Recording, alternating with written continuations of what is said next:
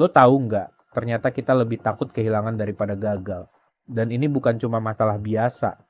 Ini udah mengakar dalam cara otak kita bekerja. Seriusan, otak lo mainin lo setiap hari.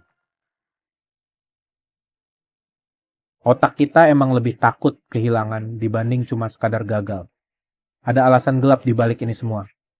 Penelitian dan Ariely, penulis buku Predictably Irrational, nunjukin gimana manusia secara alami lebih terpengaruh oleh kerugian ketimbang keuntungan. Ini disebut loss aversion.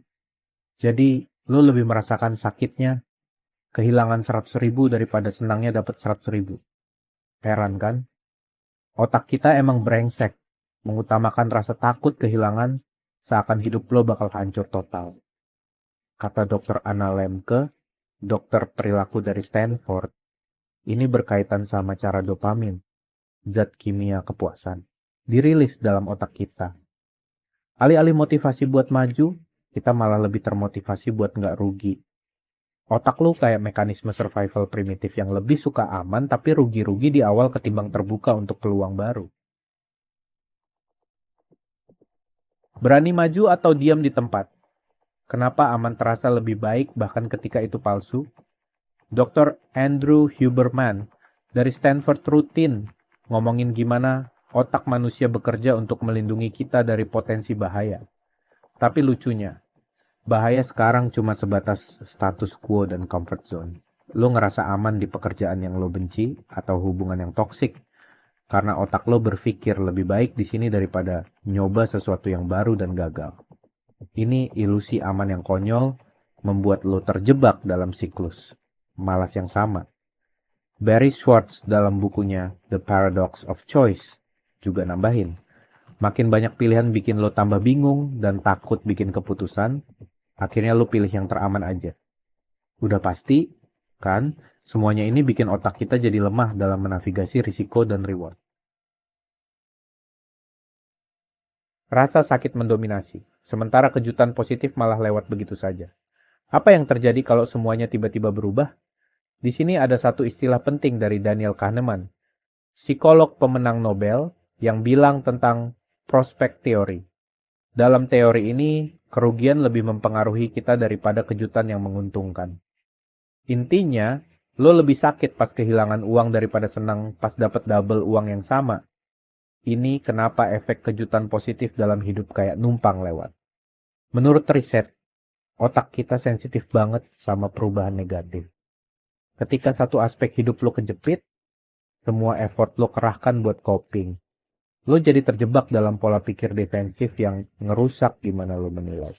Dan akhirnya kesempatan di depan mata lo lepas begitu aja. Gimana sih masyarakat bisa bikin lo lebih penakut? Kebodohan ini bukan cuma di level individu. Kita hidup di masyarakat yang memuja stabilitas dan takut guncangan. Daniel Z. Lieberman dalam bukunya The Molecule of More jelasin bahwa kita dibombardir oleh ekspektasi sosial yang bilang harus stabil. Potret orang sukses seringkali adalah orang yang mapan. Ini bikin ilusi bahwa gagal adalah dosa. Apalagi, lo hidup di era media sosial di mana semua compare hidup sama sorotan highlight mereka. Ini nambahin lapisan tekanan sosial. Bikin lo makin takut buat ngambil langkah ekstrim. Budaya ini secara nggak langsung bikin lo makin takut kehilangan status quo. Meskipun itu sebenarnya nggak bahagia. Kairos atau Kronos. Dua cara lo menghitung waktu yang beda makna. Apa yang lebih penting, survive atau thrive? Di sini kita masuk ke bahasan waktu. Lo kenal istilah Kairos dan Kronos, kan? Kairos adalah waktu yang tepat. Sementara, Kronos adalah waktu kronologis yang dipakai sehari-hari. Rata-rata, manusia ngejar waktu Kronos, sibuk dengan ritual harian dan takut kehilangan momen. Padahal sesungguhnya, Kairoslah momen sejati yang lo cari. Ketika lo ngambil kesempatan, meski terasa berisiko. Sayangnya, ketakutan kehilangan bikin lo stuck di rutinitas dan ngelupain potensi lo buat thrive. Ketakutan ini jadi tembok besar yang nggak kelihatan, tapi menghalangi lo buat embrace waktu dengan cara yang lebih meaningful. Semua ini paradoks. Takut kehilangan, hidup menderita. Kalau lo berpikir lebih dalam, semuanya ini adalah paradoks konyol. Lo takut kehilangan hingga akhirnya hidup dalam penderitaan yang lo pelihara sendiri. Otak lo terus-terusan kirim sinyal awas nanti rugi, padahal lo seharusnya sudah move on ke kesempatan berikutnya. Andrew Huberman juga menyebut manusia seringkali terjebak dalam pemikiran linear, sampai lupa kalau gagal itu bagian dari tumbuh. Rasa takut kehilangan ini akhirnya membunuh kreativitas dan inovasi. Padahal, semua inovasi besar di dunia lahir dari keberanian buat gagal. Sadar nggak, dengan takut kehilangan terus-menerus, lo malah kehilangan lebih banyak. Lo terus-terusan merasa kurang. Semua itu disengaja. Kenapa lo selalu ngerasa kurang? Ini bukan overthinking lo doang. Mentalitas kekurangan adalah cara sistemik buat bikin lo terus terjebak dalam konsumerisme. Lo takut kehilangan apa yang udah lo punya, tapi juga frustasi karena merasa nggak pernah punya cukup. Daniel Z. Lieberman bilang bahwa dopamin punya peran dalam membuat semua ini. Dopamin bikin lo craving terus, selalu ingin lebih, lalu takut kehilangan yang udah ada. Akhirnya, lo nggak pernah benar-benar puas. Semua ini justru bikin lo makin dalam di kondisi nggak bahagia. Lo harus sadar, itu alat kapitalis.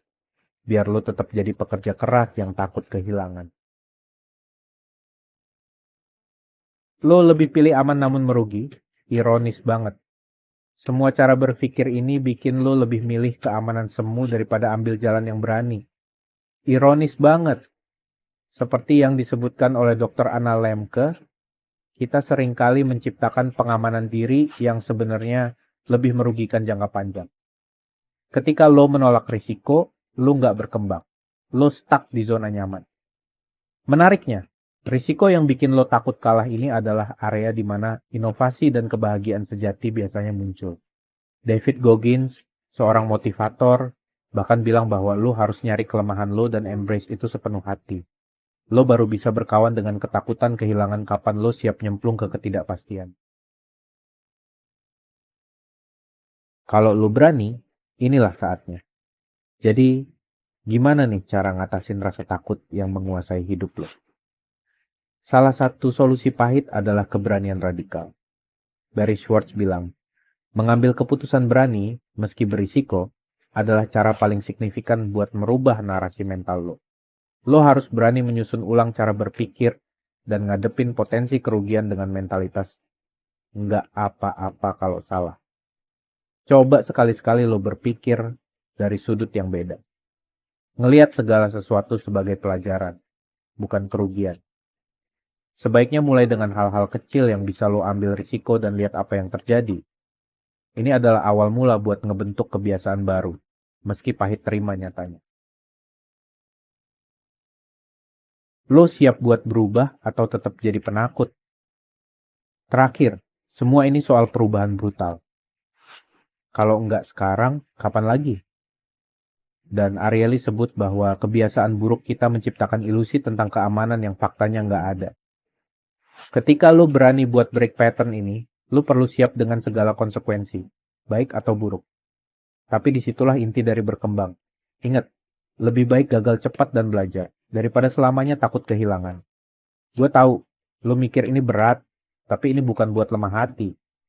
Pas lo udah ngambil langkah pertama, perlahan-lahan semua rasa takut kehilangan akan mulai pudar. Lo butuh brutal honesty dengan diri sendiri buat ini semua efektif. Jadi, lo mau terus dikendalikan rasa takut atau mulai ngambil alih kontrol hidup lo? Dengerin, kalau lo belum subscribe atau komentar, berarti lo lagi nggak serius nyari solusi.